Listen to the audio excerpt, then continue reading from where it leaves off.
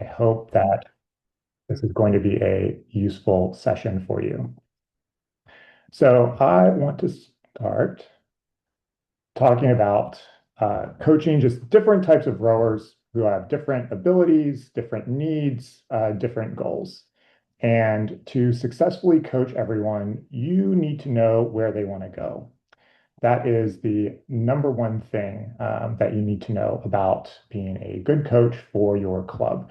If you don't know what your rowers want, if you don't know what your stakeholders want, you're not going to be able to successfully get them anywhere, and you are going to run into friction. Unfortunately, getting there is not a straight line. And I want to use my club as an example of both structural and also individual cases of how we got to where we are, because a lot of people are going through this process. Most clubs are not the size of CRI or Penn AC and are going through some sort of middle ground where they're trying to figure out how do I get to some sort of next level for individuals or my club itself? So our rowing club here was actually started in 1987, and there were four adults. And 25 years later, it was still four adults. But then two people came along, John and Hannah Huppy. They basically reinvigorated the club. And by 2016, we had 20 adults. I want to really focus on where our growth was at the master's level, kind of all ages and skills, all over the place. 2 years later, we have 30 adults. Seven of us go to Worlds. Luckily, it was right here in backyard in Florida, so that was really, really easy for us to get to. But we also had our first youth athlete attend the Coast Guard Academy as an athlete, which was a pretty big milestone for us. But we knew that we needed to do more with the club. We knew that we wanted to do more for our individuals. So in 2019, we actually started putting 9 people at the club through their level one training. Not everyone we knew was going to be a coach, but a lot of people wanted to know more about rowing. And this was actually a really easy, self-directed way that a lot of people could learn more that wouldn't require an individual's time at the club necessarily. They could go online, they could start doing resources, they could learn what they didn't know yet. And at that point, we had about 45 adults in the club. And then, of course, pandemic. No good for anyone, I know, and it was a real big struggle. But we were able to retain a lot of the individuals at our club. And in 2021, we said, let's try something new. We have all these different people who care about different things. Let's try a high performance program. At that point, we also started giving a first coach a stipend. And we were able to send a youth boat to Charles. So we had kind of growth and new successes at both parts of our club. And in 2022, we have 40 adults, so slowly growing membership. We're regularly attending nationals at this point. But in 2023, more adults are in the club for the first time and no high performance program that year. People weren't into it. They weren't able to commit to it. We couldn't figure out how to make it work.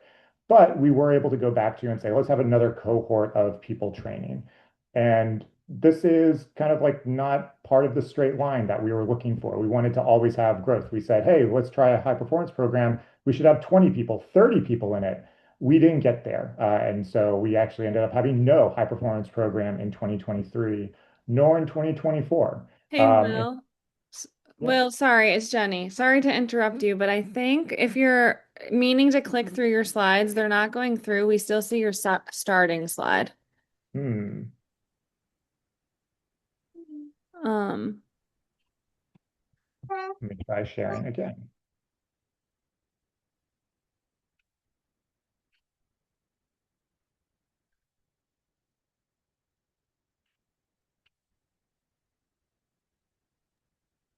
it's working on it. It's trying.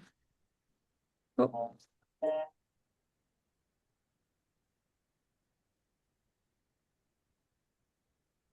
We'll do it without. Sorry about that, everyone. No, you are totally fine. This is just, We'll class.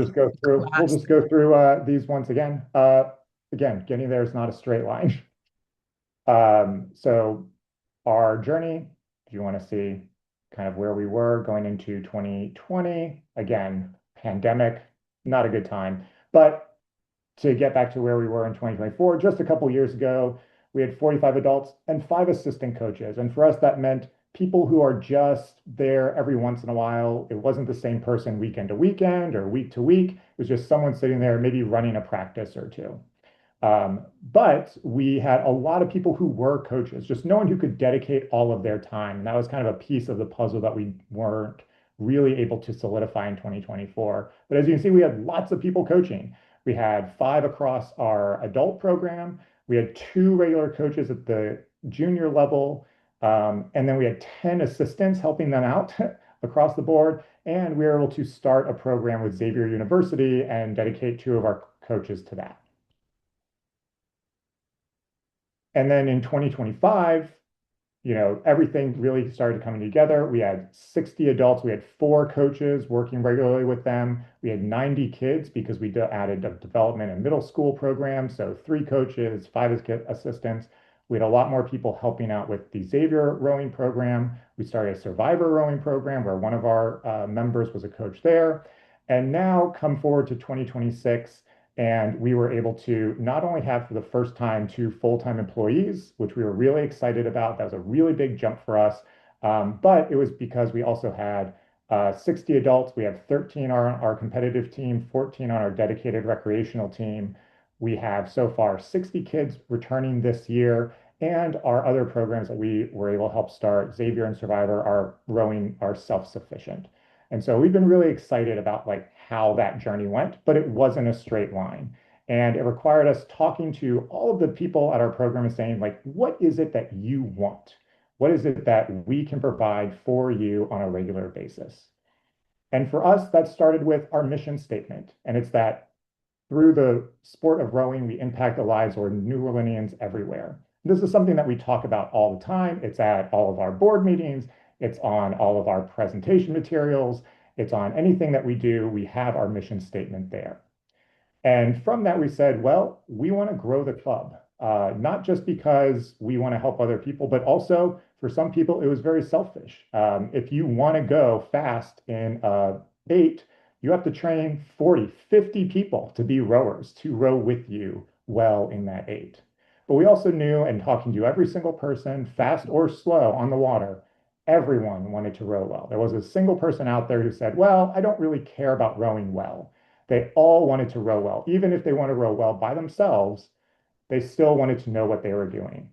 And so what that led to for us was that everyone needed to do people development. We all had to take on the task of saying, well, we need to help develop our individuals across the board, whether it is working on the board, working as coaches, working as volunteers in different areas, or teaching people to be better rowers. That's all part of the people development. And what we really identified is that there are people and athletes that fit along kind of a different set of spectrum, the spectrum of enthusiasm and proficiency. And we're going to go through kind of those archetypes of what those athletes may look like. You probably have people like this at your club, and they are all the different types of individuals. So think about who some of these people are, what your club is like, and where some of these individuals may fit. So I'm going to start with Alice. Alice is high enthusiasm, but maybe low proficiency. Some of the traits that might fit someone like Alice is that they're really highly engaged in the sport. They're probably newer. They may or may not have limited mobility in terms of what they can do. They ask a lot of questions, which is always really exciting. They love to show off their blisters. They're like really excited about every single thing. And that's someone like Alice.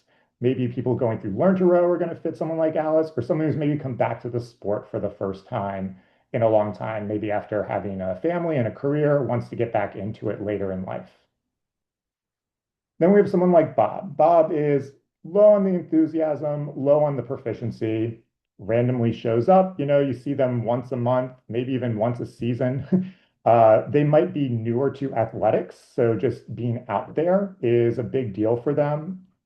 It may also be their ninth priority in life. This is like after they have their run club or something else that they do. They might have come through Learn to Row recently, but maybe like a year ago. They usually don't know what they don't know because they aren't asking a lot of questions. They're just there to hang out. And it might also be for them a social priority. That may be the reason that they joined is they're just looking for a place to say like, hey, can I find a group of friends that are here? Then we have other athletes like Carol. Carol is low in enthusiasm, but really proficient. You know, Also someone who probably randomly shows up. They show up once a week, Monday mornings, and that's what they're here for. They've probably been rowing for a very long time, however, so they know a lot of things. It may also still be, though, for them, their ninth priority in life. They're just getting out there when they can, but they're not maybe looking to compete necessarily.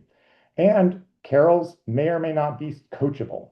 It may be someone who just their enthusiasm isn't there, and so they're not really ready and willing right now to engage and go to another level or take the next step to really help out themselves as a club. But they're there, they like being there, and they're cool to hang around with. And then the last athlete that we will talk about is someone like David. David, high enthusiasm, high proficiency. They are training daily. They've also been rowing for a long time. It might be their first priority in their life. David's may or may not be coachable. You never really know. Some of them don't want to be coached. They want to show up. They want to do their own thing. They don't want to be with anyone else, and you have to figure out how that works at your program. They're probably competitive at national level in regattas, high engagement, and they help without prompt. You don't have to ask them to do something sometimes. They'll just do it. They see a problem, they fix it, they know a lot of things, and we want to engage with those individuals and help, figure out what we can do with them. So those are kind of the four basic archetypes. We have four people on different axes based on enthusiasm and proficiency. And what we want to think about is how do we bring everyone along? So how is it that you can take some of these individuals and say, what can we do with them? Think about where is the center of gravity for your program? Can you have four squads? If you could perfectly put everyone in your club into one of those four individuals, do you have enough to have four squads? Does it make sense? Are there types of individuals that you can combine together into a single squad? If you're thinking about it as maybe a racing program and a not racing program, where would you want to draw those lines? These are changes and challenges that you have to think about as an administrator or as a coach at a program. But if that's not you, you also have to think about it like as an individual. Where do you want to fit? You also want to align goals. Listen to everyone's intention. What is it that they want to do? How do those goals meet the club or squad goals if you're thinking about like a group, or if you're thinking about something longitudinally, the year, the season, or even just that specific practice? What are the goals that you're going to be able to give to everyone? I think a lot about the fact that even today, myself, I went out in a eight, loved it. My goals are a little bit different than people who are just new and just joined our club last year. For me, I'm trying to make every single stroke the most perfect stroke that it can be, whereas other people are looking to just practice feathering and squaring up a little bit earlier. But we can both get something out of the exact same practice, being in the exact same boat. So if you can't speak with eight people individually and you're coaching, be clear about the practice goals. And you want to set specifics because people love structure. Even if they don't admit it, people love knowing what it is exactly that they have to do.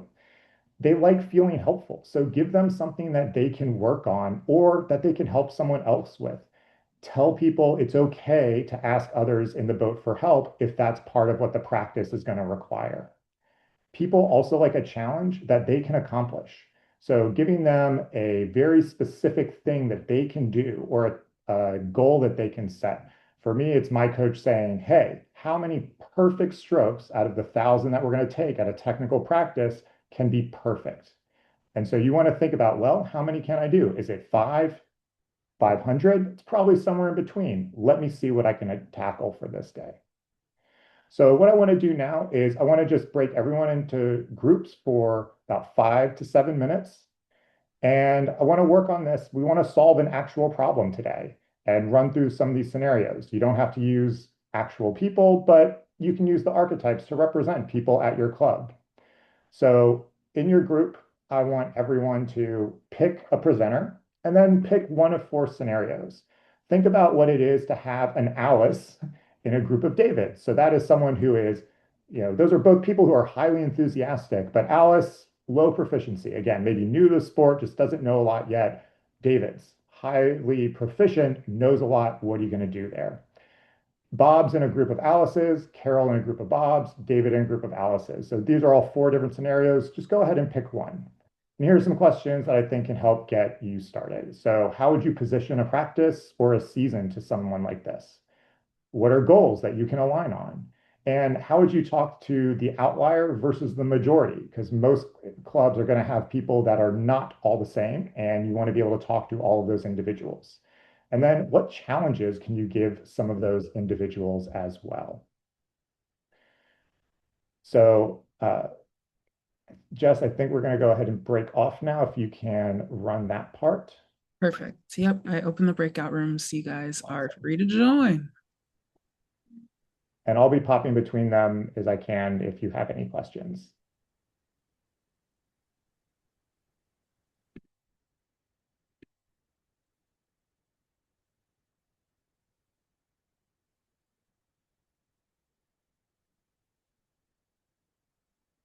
All right, and there's a few of you. Let me know if you're having a hard time getting in there. Stephanie or Alicia, David, Mike.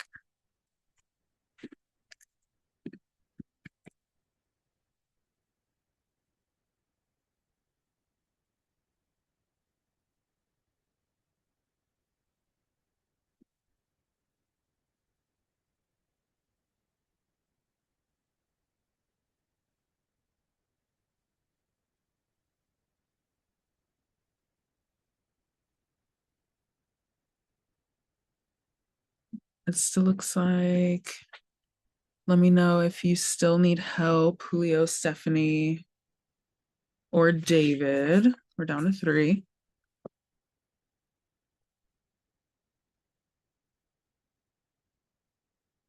David's driving. No worries. Okay. Thank you for letting me know. That's helpful.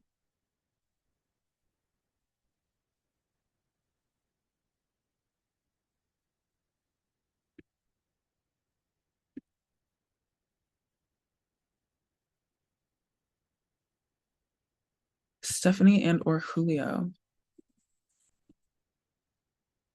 Are you guys available at all?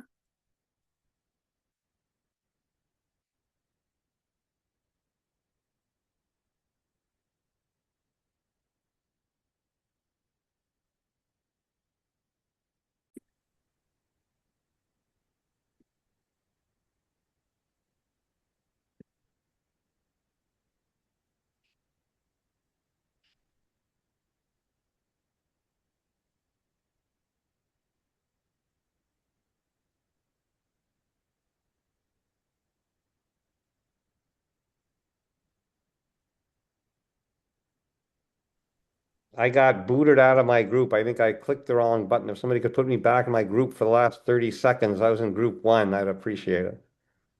Oh, are you, what's your name? I'm Peter. I'm in group one. Peter. Okay, it does not let me put you back in. Oh no. All right. Well, In 22 seconds. I probably Peter. said too much anyway, so. No, that's good. I don't know. We picked David and a bunch of Alice's, and I think in some ways the hardest one would be Bob, right? What do you do with Bob? So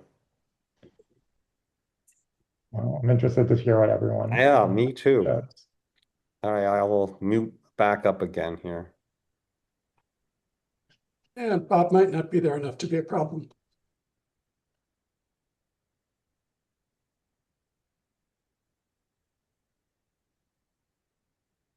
All right, everyone. Well, welcome back. And after talking about it in a small group, I was wondering if we would be able to go through and share.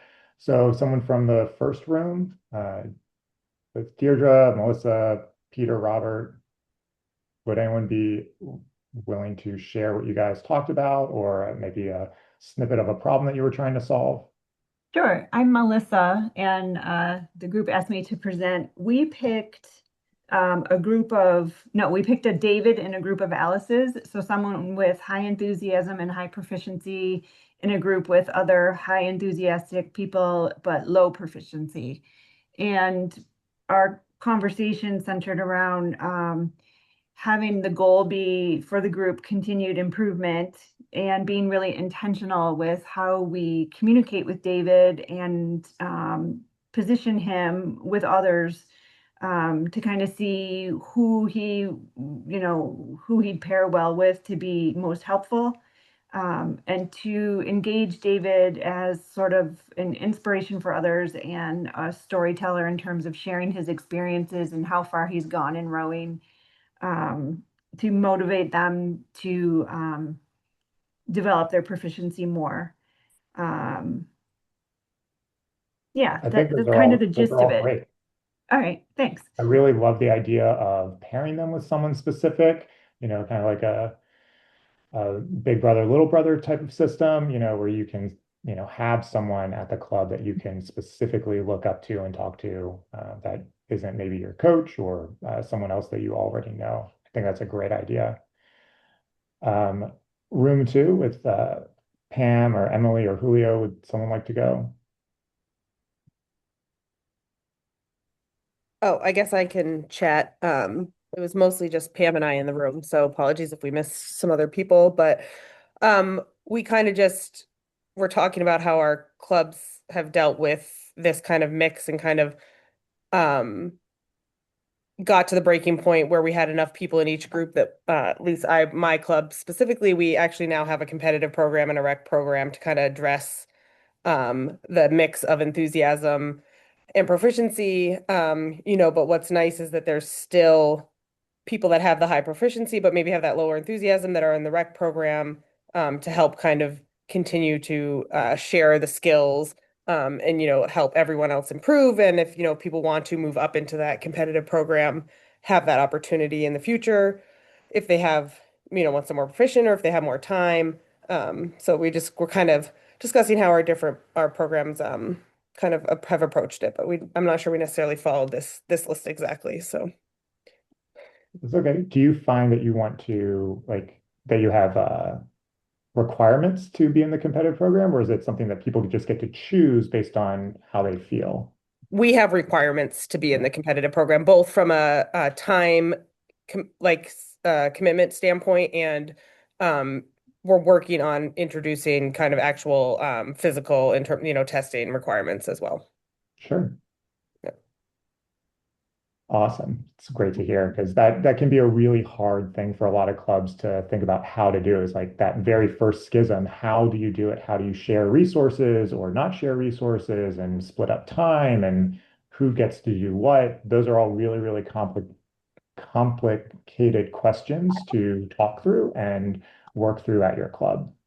Yeah, and we're in year 2, and I can say it's an evolving thing. And a big thing for us too is maintaining that we're all still in the same club, right? So Yeah, exactly. Having that same mission statement that you're all still fighting for every single day on the water. Uh, room three, David, Mike, Pat, and Stephanie. Hi, this is Pat. Really, there were only two of us there, Mike and I, and we wound up discussing our own clubs, our own schools and clubs, and the sizes of them, and how they're structured, and the kind of programs offered to the different levels, whether it's learn to spell, juniors or intermediates, and so on. And in my case. And Mike can chime in, so it's mostly recreational. And as our younger rowers start meshing and are meeting more often and practicing more often, they're looking for competition. We also have sleep rowing, but for the most part, that is for our masters rowers who have become addicted to rowing and enjoy getting out to sweep row on our river. Mike, do you have anything to offer? No, not this time. I love that you have a split kind of between sculling versus sweeping, breaking things out that way. And I think that really only comes from asking, what is it that you want to do? What type of rowing do you want? What is going to be most beneficial, most fun, for what your goals are? That's great. And then room four, Evan, Joanna, John. So we focused on an Alice amongst a bunch of Davids, but we kind of thought of the other ones largely as like programmatic issues where if you've got people who are really low enthusiasm, low proficiency, they probably belong more in a novice group. And if you've got them in a high comp group, move them. And for the most part, that's where you can put them. But someone who's like really, really motivated, but potentially not proficient enough, you might not have a program that meets 5 days a week, and they really want to meet 5 days a week, both for the fitness of their rowing and also for the skill improvement. And in that case, you kind of need to pair them up with somebody. We have at different tiers of that enthusiasm and proficiency. At least in our club, we have we call it intermediate novice rowing, where we move the people fresh out of learn to row 2 days a week. They work with our now it's kind of more of an intermediate slash advanced program, but just our recreational sweep program. They spend 2 days a week with them, as well as a Saturday program dedicated to their skills. But they show up on skill practices, get into a boat mixed with more experienced masters rowers, and they kind of learn it all together and do the drills and the practices all at once. And that allows the more experienced masters rowers to have days dedicated to fitness practices and days dedicated to technical ones, and everyone can still work together and retain club retention. If it's like on a sculling side, you might need to move them into more doubles, rotate the masters around that they're working with in doubles, that kind of thing, and stay really focused on having a consistent, dedicated stroke so that you can jump people boat to boat, which really helps as well. I think those are all great ideas and things that you're doing, and it is difficult to do that and to find like the right place for someone. But I'm glad that you guys have all these different levels and have thought about different ways to move people from one level to another. Those things can be really hard. And I think what everyone is kind of exposing here is that you've all listened to what people want to do. And really, that is just the key thing to all of this is that you need to be able to listen, and then you need to be open and honest with individuals about what it is that they want. If people can't tell you like kind of where they fit and what they want to do, you're not going to be able to help them. You're not going to be able to build parts of your organization that are required to support the individuals who do want to do maybe just recreational only rowing versus competitive rowing. And one of my favorite phrases is that there are no solutions, only trade-offs. Being able to talk to people and say, okay, we can have a competitive team, which is often, I think, one of the first splits that a club will go through is how do you have that beginning competitive team? Tell them what it is. Say, look, it's going to cost $30,000 to have a competitive team, whether two people do it or 20. So is that something that we want to do here at our organization? Or if you're saying, hey, we want to have recreational rowing, it's going to be over here. People just want to be out, they just want to paddle around, watch the sunset every once in a while. Great. We can only do that how many days a week based on other water traffic that we have to worry about or other safety requirements that are going to be had if we have people only in singles and doubles versus people in eights with a coxswain who can watch out for things more often. And that's all part of what you have to do as either an individual or someone running your organization to say, these are complicated conversations, but if we are all aiming for the same goal, we can all make sure that we get there together. So I want to thank everyone for coming today. Thanks for coming to the entire US Rowing Masters Conference. And just with that, I think we can send everyone on their way for their afternoon. Amazing. Thank you so much, Will. I know that this is all such important information that I'm glad these coaches got to hop on and hear you discuss because there really are so many different people, personalities within our boathouses, and learning how to manage ourselves, how to manage situations, is all the best for coaches. So thank you so much. Remember to fill out the surveys that are going to come to your emails. And thank you all for joining, regardless of our technical issues. Nobody missed anything. You know, we all came at the perfect time. So thank you again. Thank you, Will. And I hope you have such a wonderful evening. Thank you. Bye, everyone.